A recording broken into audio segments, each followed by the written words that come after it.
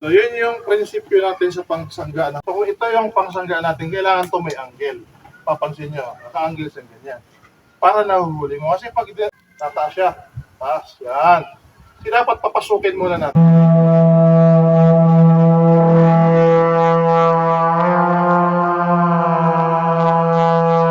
Hi guys, good morning.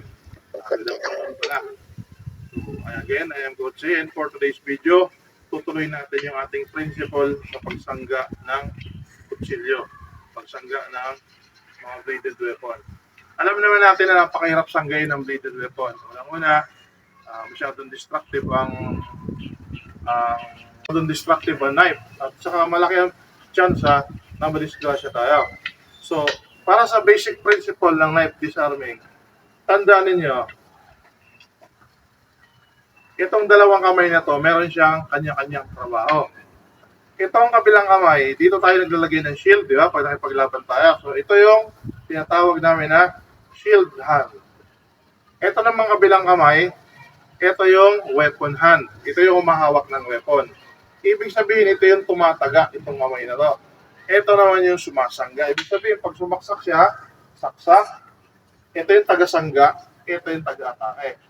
Hindi pwedeng ito yung sumangga at ito yung aatake. Makaka-atake ka pero napaka-minimal ng damage sa mga gawa mo. Basically talaga, ito ang didepensa, ito ang aatake. Pag galing sa taas, ito ang didepensa, ito ang aatake.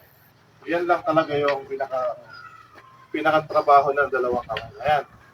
Pagdating ngayon sa empty hand, ganun pa rin ang trabaho ng dalawang kamay na yan. Itong kaliwang kamay, ito yung taga-sangga.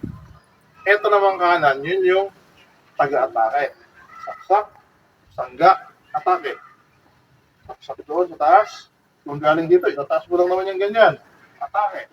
Kung anong ginawa ko sa with weapon, yun din ang ginagawa. So, yun yung prinsipyo natin sa pagsangga ng kutsilyo. Ngayon, sa pagsangga ng kutsilyo, saksaka. Ito na yan. Ngayon sa prinsipyo ng isang pagsangga sa kutsilyo, so kung ito yung pangsangga natin, kailangan to may angle. Papansin nyo, naka-angle sa ganyan. Para nahuhuli mo. Kasi pag saksak niya, diretso mong gano'n, maaaring dumulas to papunta doon hanggang sa taas.